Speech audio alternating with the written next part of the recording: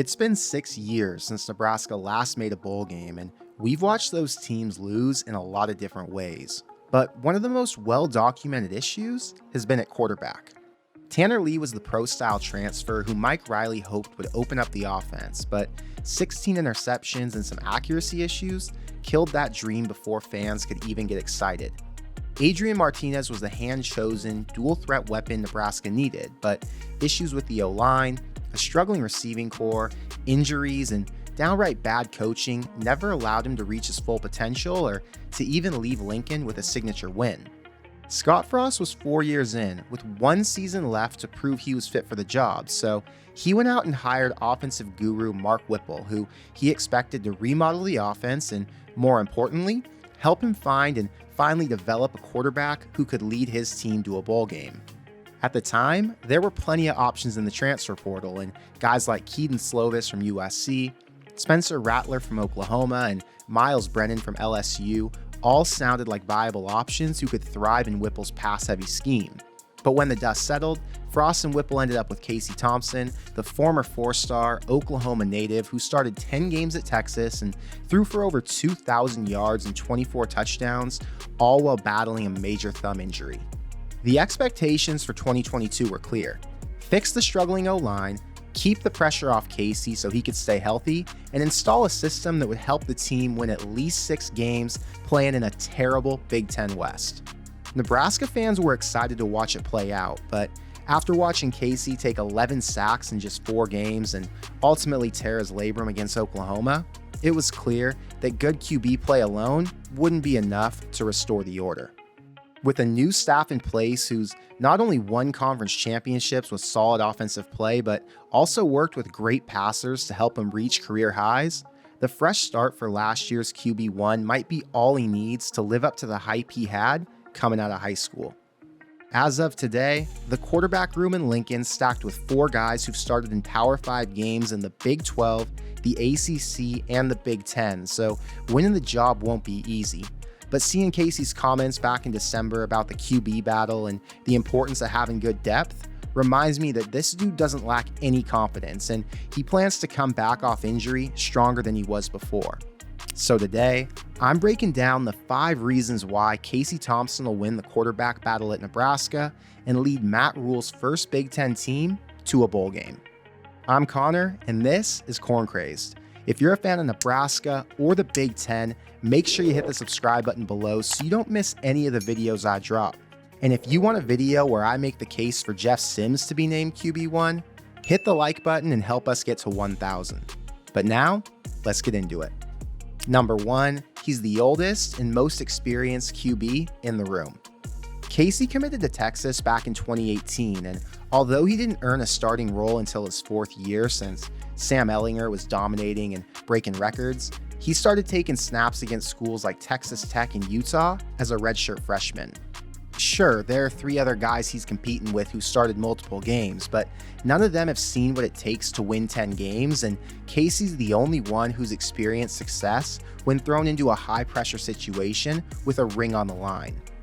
He'll turn 25 this season, and returning for a 6th year at college football, knowing this is his final chance to accomplish what he set out to as a player, puts him in a do-or-die situation. I'm not saying that Casey's got the biggest arm, the best build, or that he's Satterfield's ideal choice, but what he's gone through over the past 5 years matters, and when it comes to competing for that starting spot, it's hard not to pick the guy who knows this is his last opportunity. Number 2, familiarity with Nebraska's weapons. The receiver and tight end rooms returned 6 expected starters or rotators who've all had an entire season to work with Casey, and as we've seen in the past, QBs and their pass catchers only get better with more time together. Marcus Washington caught his first touchdown pass from Casey back in 2020 at Texas, and last season, he had 31 catches for 470 yards in their 4th year as teammates. IGC went off in the Northwestern game, catching the first touchdown in a one-on-one situation, and later gave Thompson an opportunity to heave a miracle pass that resulted in a 60-yard gain. All 4 running backs know him well, and Bonner, Borkacher, and even Thomas Fidone worked with him in practice, so although this spring's been somewhat of a break, they'll get back on track with their timing as soon as he's back to 100% for the summer. Number 3, his intelligence and high football IQ. When Casey first arrived in Lincoln, fans couldn't get over how smart, well-spoken, and knowledgeable he was about every aspect of the game. His interviews during press conferences were equivalent to coaches teaching assignments and reads, or NFL QBs breaking down what they've been mastering for years. It wasn't the first time Nebraska fans listened to the face of their program during a presser, but it was the first time they felt extremely confident in their quarterback's preparation. At Texas, he spent a lot of time learning from Tom Herman, Tim Beck, Mike Yurcich, and Steve Sarkisian, all coaches who've worked with some of the best quarterbacks and best offenses in the modern era. Add in his recent experiences with Mark Whipple or growing up with a former All-Big 8 QB as a father, and you'll have a tough time finding a college QB with the football education that Casey's received. Number 4, he's yet to play a complete season at 100%. Casey's played 2 seasons as a starting QB in the Big 12 and the Big 10, but 2 serious injuries have held him back from performing at the highest level. Back in 2021 in the Red River rivalry, Casey tore and strained some ligaments in his thumb, and despite not being able to grip the ball properly and being in pain, he still fought through and played in the last 6 games. His completion percentage and yards total both took a hit, but he still finished that year with 2,100 passing yards and a 24-9 touchdown to interception ratio.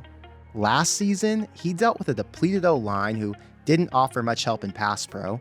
His OC was adamant about sticking in the pocket and reducing the amount of carries his QB had, and after tearing his labrum in week 3, Casey wasn't able to get the surgery he needed to get back to full strength. Again, he was able to cross the 2,000-yard mark and maintain his completion percentage, but with less velocity and strength on each throw, who knows how much better he can be if he's not crippled. And number 5, he's got the most proven arm on the team. Even with some limitations, we've seen consistency in his accuracy and his deep ball. In 3 games against Illinois, Minnesota, and Michigan, Chubba Purdy only completed 15 of his 35 attempts, which comes out to 42%. I'm sure the other factors I mentioned earlier were holding him back as well, but the drop-off from Casey to number 2 or number 3 was massive. Jeff Sims is the current favorite to win the starting job, and he's been running with the first team all spring. He's thrown over 600 passes in his career, but his percentage and touchdown to interception ratio is significantly lower than what Casey brings to the table.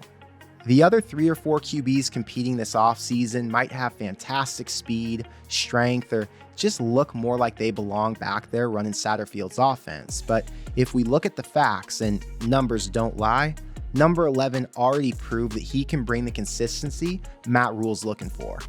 No matter what your gut says about the QB competition or how well any of these guys perform in the spring game, the real battle starts this summer.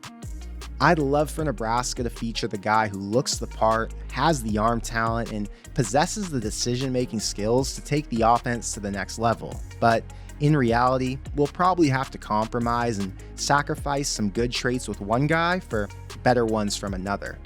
If I had to guess, Matt Rhule won't name a starter until mid-August or 2 weeks before Game 1 in Minneapolis. But what do you think? Will a new star emerge as the face of Nebraska's football program?